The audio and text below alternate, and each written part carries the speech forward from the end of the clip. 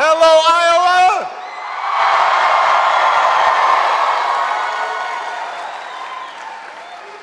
I don't know about you, but I'm feeling fired up. I am definitely ready to go. Definitely ready to go.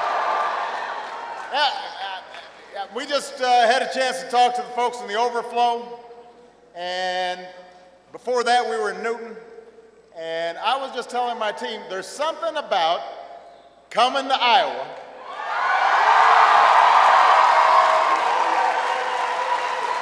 it just gets me going. It's my home away from home.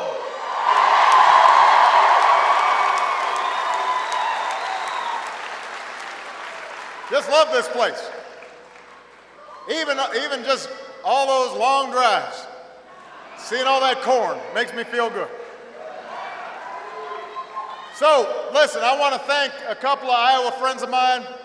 First of all, your outstanding former governor and now outstanding Secretary of Agriculture, Tom Vilsack's in the house.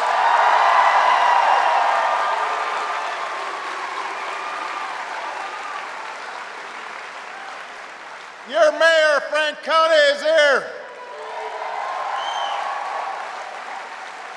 Your Congressman, Leonard Boswell. Your Attorney General and one of my campaign co-chairs, Tom Miller. Your State Treasurer and one of my earliest supporters, Mike Fitzgerald.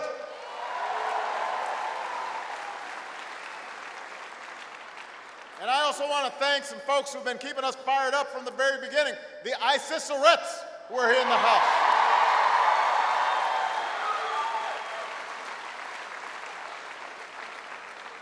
We were talking about when we had the JJ dinner, and we're all going in together, and the Icicerettes were at the front. And Michelle and I were dancing. She was dancing, I was trying to dance. So it's good to be back. It's good to be back among friends. It's good to be seeing all of you.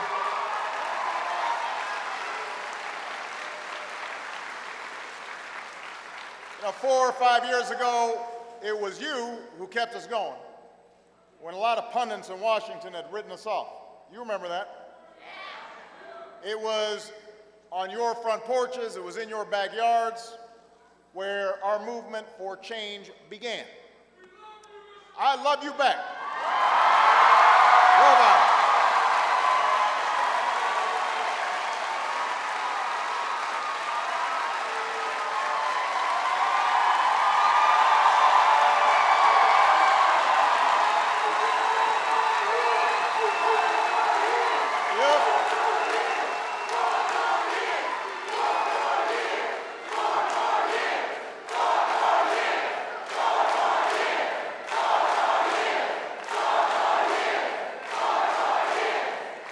You know, it was here where we came together to reclaim the basic bargain that built the largest middle class and the most prosperous nation on earth.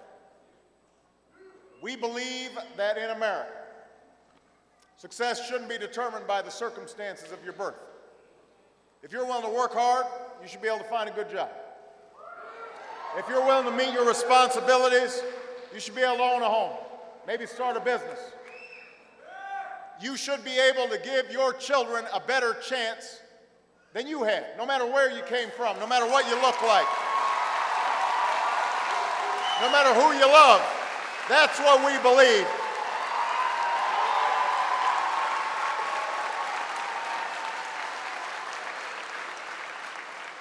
And we came together in 2008 because you could tell that our country, or at least the leadership in Washington, had strayed away from these basic values.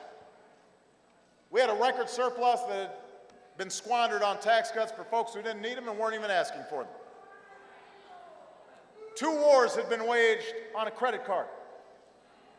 Wall Street speculators were reaching huge profits, making bets with other people's money, but it was destabilizing our financial system. Manufacturing was moving offshore. A shrinking number of Americans were doing fantastically well, lot of people were struggling with falling incomes and rising costs and the slowest job growth in half a century. And it was a house of cards, and we sensed that. And then, right in the middle of the campaign, we saw the most destructive crisis since the Great Depression. In the last 6 months of 2008, while we were still campaigning, nearly 3 million of our neighbors lost their jobs. 800,000 lost their jobs the month I was sworn in. Hadn't seen anything like it since the Great Depression. And so it was tough. But you know what? It turned out Americans were tougher. Folks in Iowa were tougher.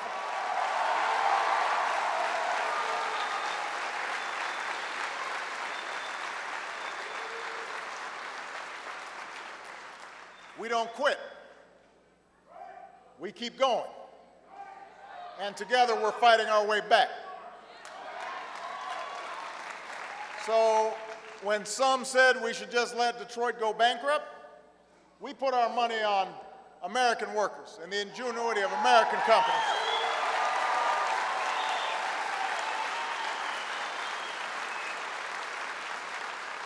And today, plants are adding new workers and new shifts, and the American auto industry is firing on all cylinders. Our manufacturers started investing in America again. First time we've consistently added manufacturing jobs since the 1990s. Businesses started getting back to the basics, creating over 4 million new jobs in the last 26 months. More than 1 million in the last 6 months alone.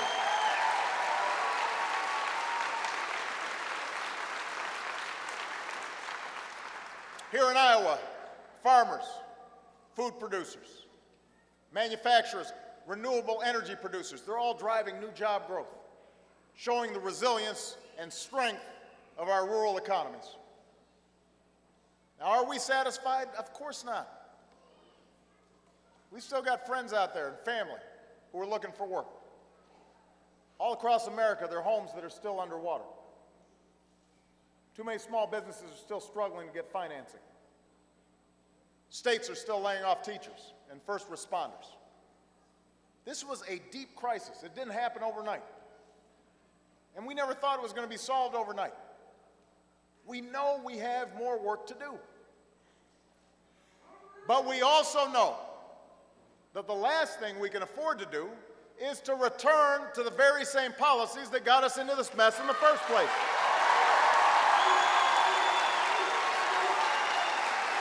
Not now. Not with so much at stake.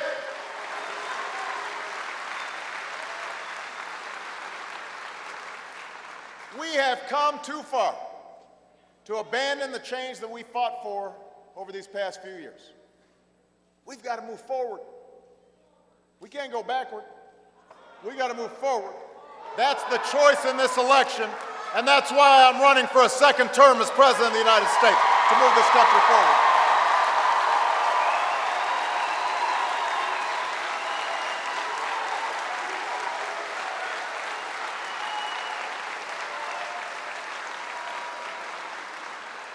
Now, my opponent in this election, Governor Romney. Governor Romney is a patriotic American. He's raised a wonderful family. He should be proud of the great personal success he's had as the CEO of a large financial firm. There are plenty of good and honest people in that industry, and there's an important creative role for it in the free market. But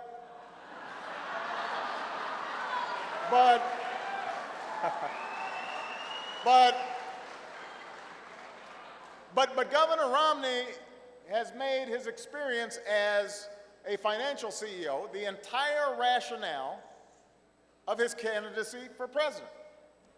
Now, he doesn't really talk about what he did in Massachusetts, but he does talk about being a business guy. Right? He says this gives him a special understanding of what it takes to create jobs and grow the economy. Even if he's unable to offer a single new idea about how to do that, no matter how many times he's asked about it, he says he knows how to do it. So I think it's a good idea to look at the way he sees the economy. Now, the main goal of a financial firm like Governor Romney's is not to create jobs. And by the way, the people who work at these firms will tell you that's not their goal. Their main goal is to create wealth for themselves and their investors. Now, that's part of the American way. That's fine. Sometimes jobs are created in that process, but when maximizing short-term gains for your investors, rather than building companies that last, is your goal, then sometimes it goes the other way. Workers get laid off. Benefits disappear. Pensions are cut. Factories go dark. In some cases, companies are loaded up with debt, not to make the companies more productive, not to buy new equipment to keep them at the cutting edge, but just to pay investors. Companies may go bankrupt as a result. Taxpayers may be on the hook to help out on those pensions. Investors walk off with big returns, and working folks get stuck holding the bag. Now, that may be the job of somebody who's engaged in corporate buyouts. That's fine. But that's not the job of a president. That's not the president's job.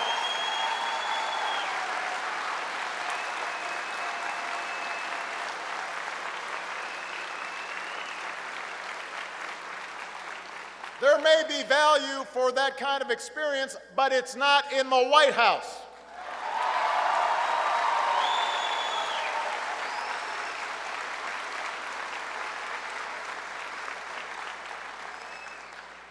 See, the job of a president is to lay the foundation for strong and sustainable, broad-based growth. Not one where a small group of speculators are cashing in on short-term gains. It's to make sure that everybody in this country gets a fair shake. Everybody gets a fair shot. Everybody's playing by the same set of rules.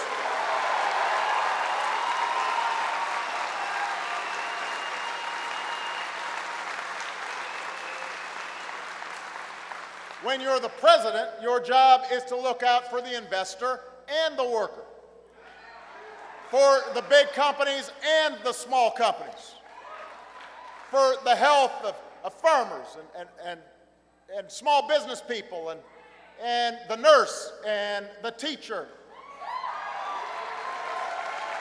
You're supposed to be thinking about everybody and the health of the middle class and what the future is going to hold for our kids. That's how I see the economy. Of course, the worldview that Governor Romney gained from his experience as a financial CEO explains something. It explains why the last time he visited these very same fairgrounds, he famously declared that corporations are people.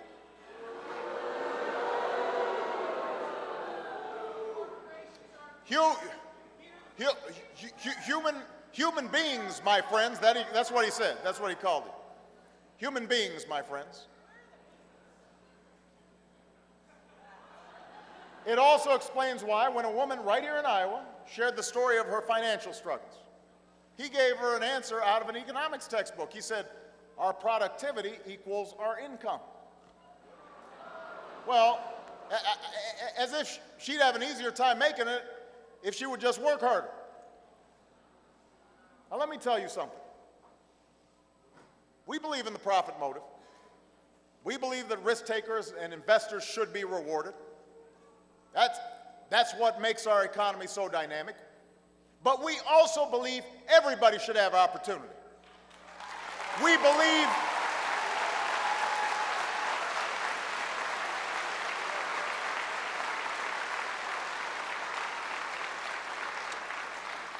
we think everybody who makes the economy more productive or a company more productive should benefit.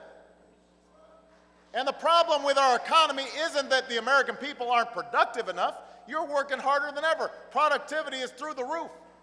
It's been going up consistently over the last decade.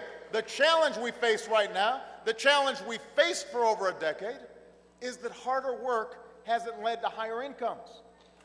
Bigger profits haven't led to better jobs. And you can't solve that problem if you can't even see that it's a problem.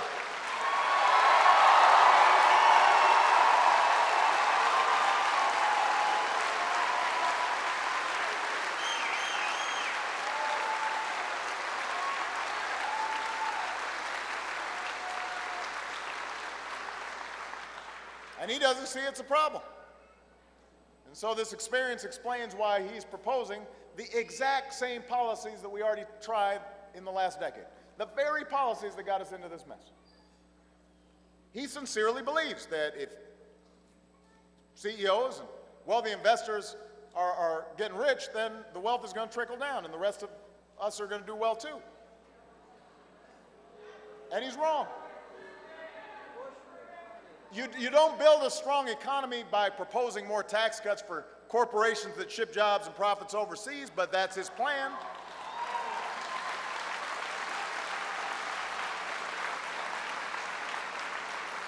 You don't build a strong economy by repealing the rules that are designed to prevent another taxpayer bailout of Wall Street banks, but that's what he pledges to do, roll those things back.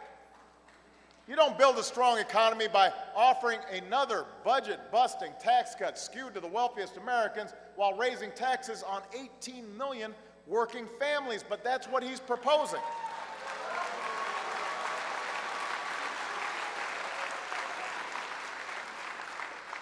And then you know, he and his folks, they've got the nerve to go around saying that they're somehow going to bring down the deficit.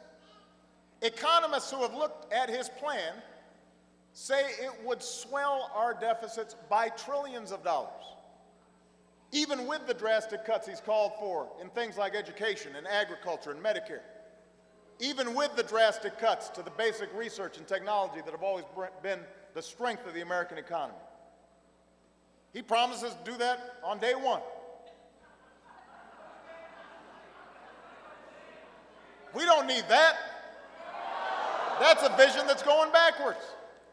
We're going forwards.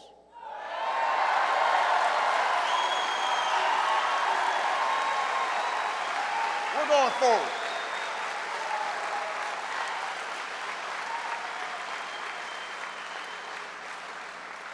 We're not going to double down. We're not going to double down on the same bad ideas that we've tried over the last decade. It's not as if we haven't tried these things.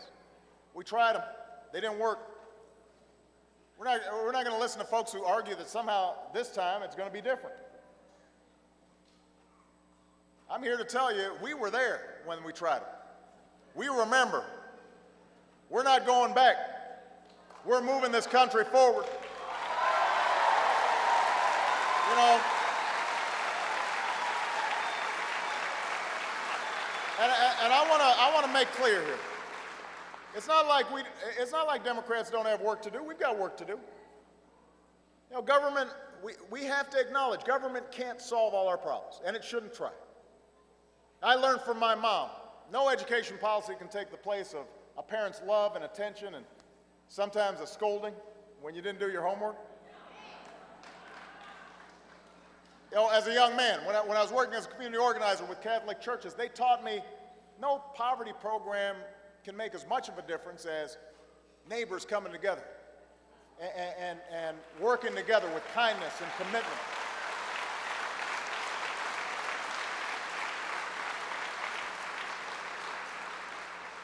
Not every regulation is smart. Not every tax dollar is spent wisely. Not every person can be helped who refuses to help themselves. But that's not an excuse to tell the vast majority of hard-working, responsible Americans that they're on their own. That unless you're lucky enough to have parents who can lend you the money, you may not be able to go to college. That even if you pay your premiums every month, you may be out of luck if an insurance company decides to drop your coverage just when you need it most. You know,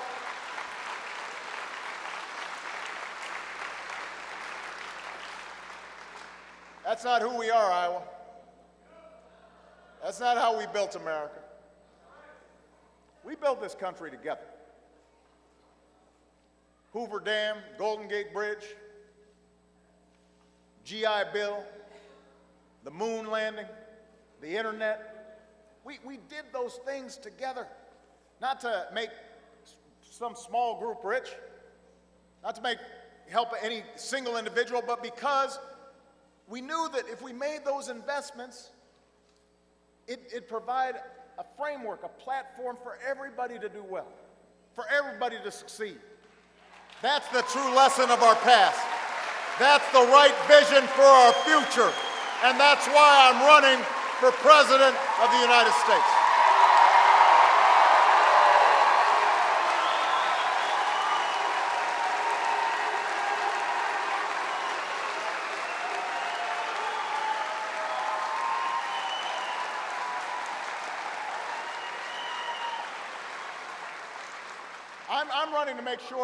I'm running to make sure that by the end of this decade, more of our citizens hold a college degree than any other nation on earth.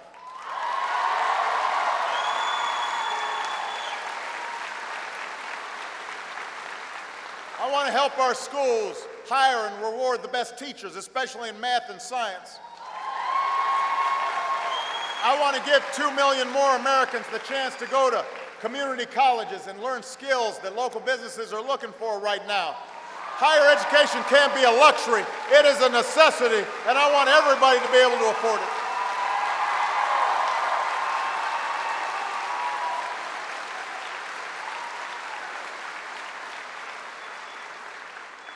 That's the choice in this election. That's why I'm running for president. I'm running to make sure the next generation of high-tech innovation and manufacturing takes root in places like Des Moines and Newton and Waterloo. I want to stop rewarding businesses that ship jobs and profits overseas. I want to reward companies that are creating jobs and bringing jobs back here to the United States of America. That's the choice in this election.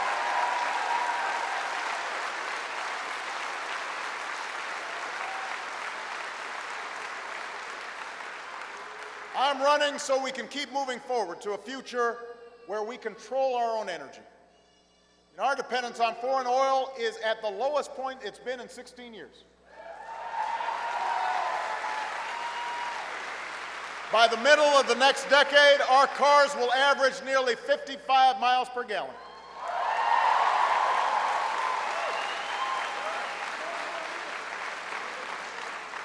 Thousands of Americans have jobs, including here in Iowa, because of the production of renewable energy has nearly doubled in just 3 years in this country.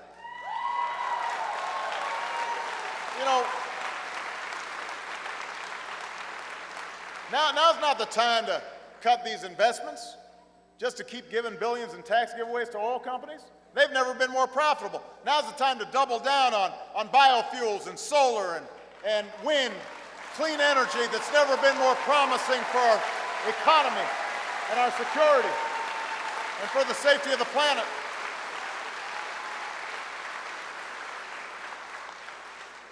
That's the choice in this election, Iowa. You know, for the first time in 9 years, there are no Americans fighting in Iraq.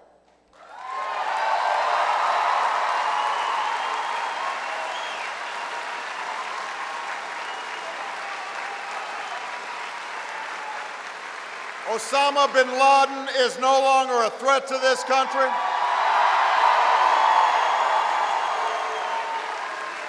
Al-Qaeda is on the path to defeat, and by 2014, the war in Afghanistan will be over.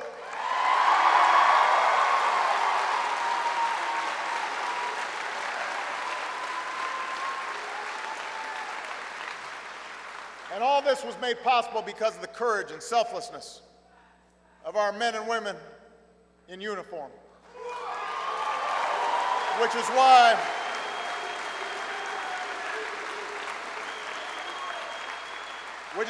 on Memorial Day, we're going to remember them, and I'm going to be actually talking especially about our Vietnam vets, because they weren't honored the way they were supposed to when they came home.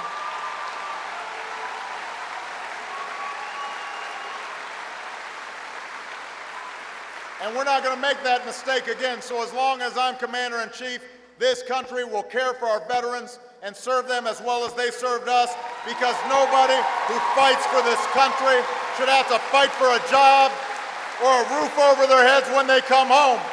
That's why I'm running for president.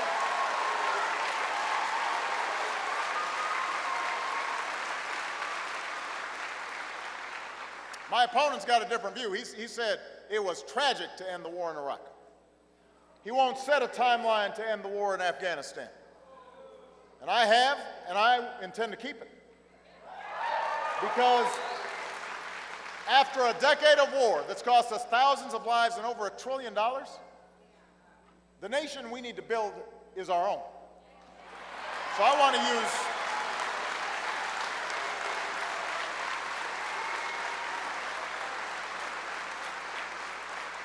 So we're going to use half of what we're spending on war to pay down our deficit, and the rest to invest in education and research, to repair our roads and our bridges, our runways, our wireless networks. That's the choice in this election, Iowa. I'm ready to pay down our debt in a way that is balanced and responsible. Now, I know Governor Romney came to Des Moines last week, warned about a prairie fire of debt. That's what he said, prairie fire. But, he left out some facts. His speech was more like a cow pie distortion. I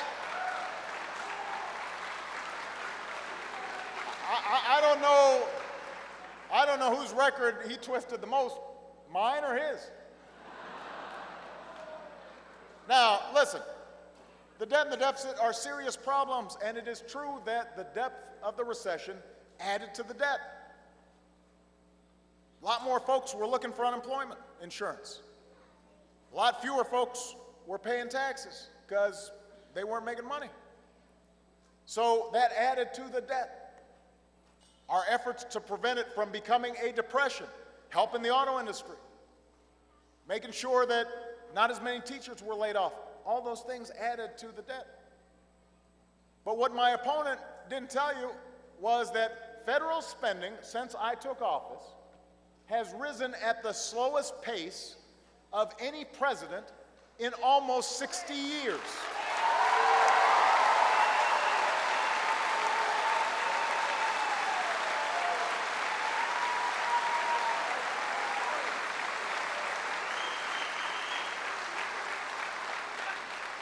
By the way, that generally happens. What happens is the Republicans run up the tab, and then we're sitting there, and they've left the restaurant, and then they point, why'd you order all those steaks and martinis? And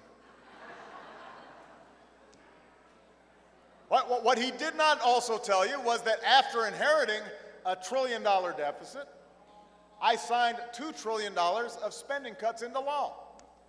So now I want to finish the job. Yes, by streamlining government, we've got more work to do.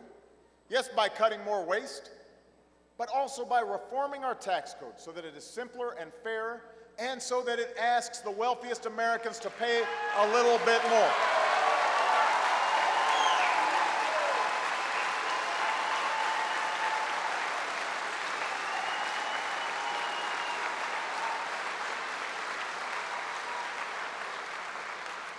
Oh, by the way, something else he didn't mention, something else he didn't tell you. He hasn't told you how he'd pay for a new $5 trillion tax cut, which includes a 25% tax cut for nearly every millionaire in the country. $5 trillion in new tax cuts. That is like trying to put out a prairie fire with some gasoline.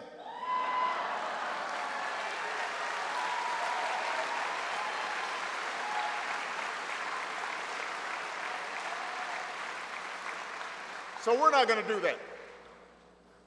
I refuse to let that happen to our country. We're not going to pay for another millionaire's tax cut by eliminating medical research that's helping people with cancer and Alzheimer's disease. We're not going to pay for it by shortchanging farmers in rural America. We're not going to pay for it by kicking some kids out of Head Start or asking students to pay more for college, or eliminating health insurance for millions of poor and elderly and Americans on disabilities who are all on Medicaid. And as long as I'm president, we're not going to allow Medicare to be turned into a voucher that would end the program as we know it. We're going to reform Medicare.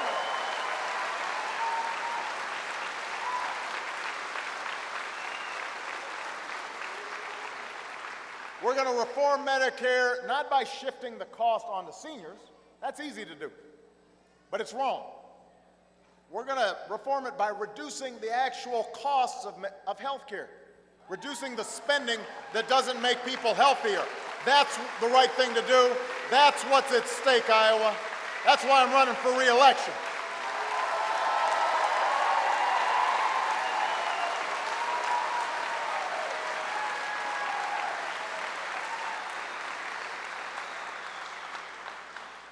On issue after issue, we can't afford to spend the next 4 years just going backwards. We don't need to refight the battle we just had over Wall Street reform. It was the right thing to do. We've seen how important it is. We don't need to refight the battle we just had over health care reform. Having 2.5 million young people stay on their parents' health insurance plan, that was the right thing to do.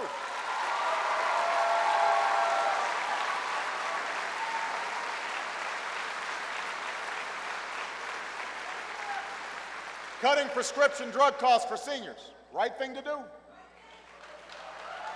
We're not going to go back to the days when insurance companies had unchecked power to cancel your policies or deny you coverage or charge women differently than men. We're not going back to that.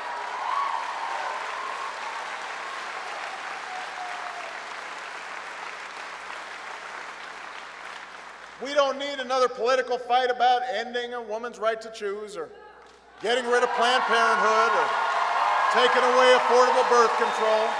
We don't need that.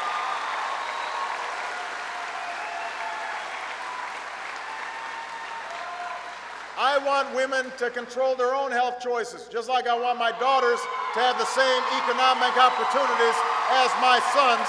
We're not turning back the clock. We're not going backwards.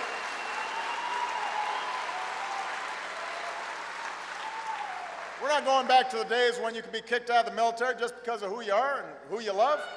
We're moving forward as a country where everybody's treated with dignity and respect. Moving forward.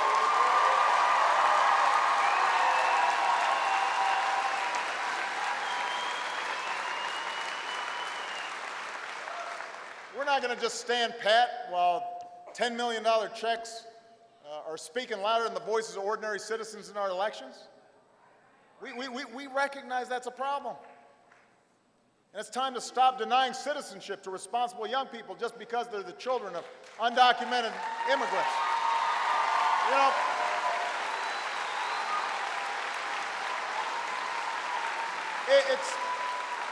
look, you know what? This country is at its best when we harness the God-given talents of every individual, when we hear every voice, when we come together as one American family, all striving for the same American dream. That's what we're fighting for. That's why I'm running for a second term. That's why I need your help.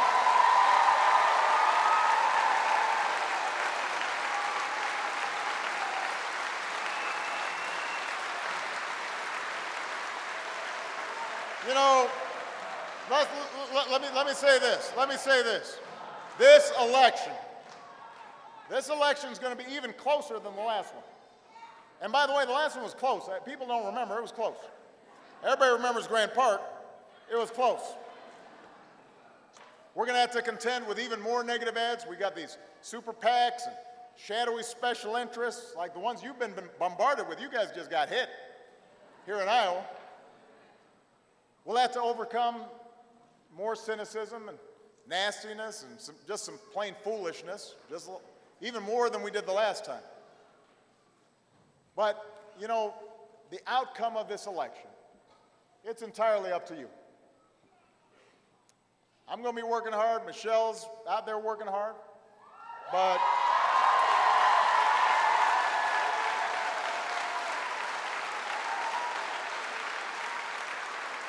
But there's one thing we learned in 2008. There's nothing more powerful than millions of voices calling for change.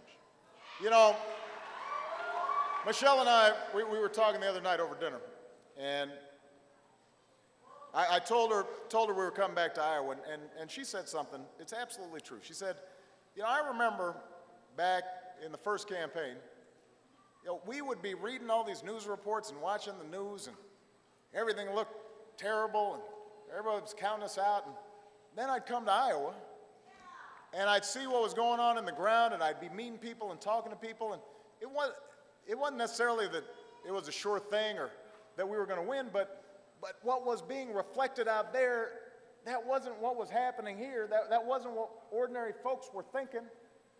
So she just stopped watching TV, or at least the news part of it. She still watches HGTV and some other things. Dancing with the Stars. But this place taught us that. Not that we're always right, not that we don't make mistakes, but that there's just a core decency and strength and resilience to the American people, and that ultimately the conversations that are going around on kitchen tables and at the VFW hall and in churches and that those conversations aren't what's reflected in the cable news. And so when I look out at this crowd, all these different faces, different ages, different races, different faiths, I'm reminded of that. And when enough of you knock on enough doors and pick up enough phones and talk to your friends and your neighbors and your coworkers, and you're doing it respectfully, and you're talking to folks who don't agree with you, and you're talking to people who are good people, but maybe they don't have all the information. And when you make that happen, when you decide it's time for change to happen, you know what? Change happens. Change comes to America.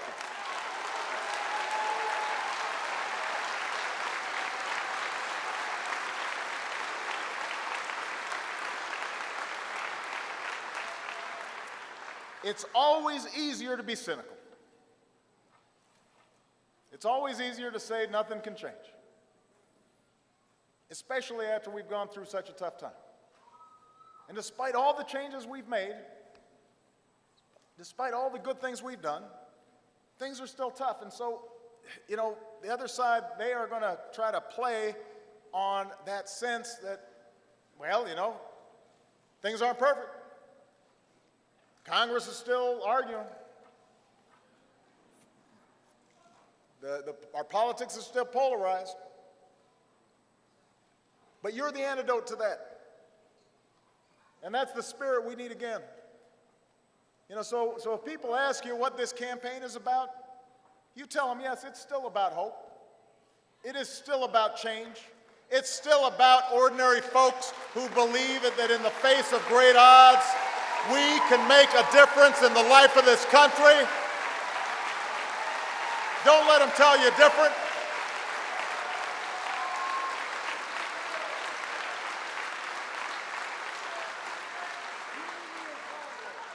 You proved it in 2008. Without you, I look around this place, I see folks who are out there knocking on doors and making things happen. I would not have had the privilege of being your president. You were the first ones to make this country believe we could still come together around a common purpose.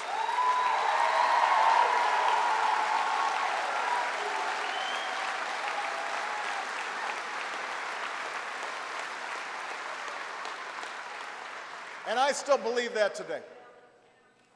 I still believe that we're not as divided as our politics suggest.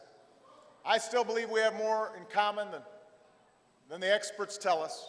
I still believe we're not Democrats or Republicans first. We are Americans first.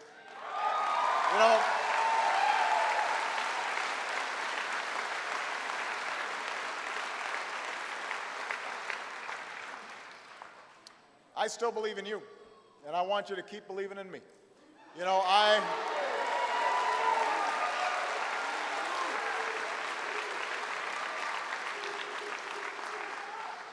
some of you remember, because I spent a lot of time here. I used to go around and I would tell you, I warned you, and if you weren't listening, Michelle would tell you, I warned you, I'm not a perfect man, and I wouldn't be a perfect president. But what I told you was, I promised you, I would always tell you what I thought. And I'd always tell you where I stood, even when it politically wasn't convenient. And I would wake up every single day fighting as hard as I know how for you and your families and your children's future.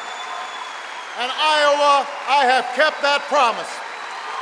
I have kept that promise, and I will keep it as long as I have the honor of being your president. So if you're willing to stick with me and fight with me and press on with me, and if you're willing to work even harder than you did the last time, we'll move this country forward, and we will finish what we started, and we'll remind the world just why it is America's the greatest nation on earth. God bless you. God bless America.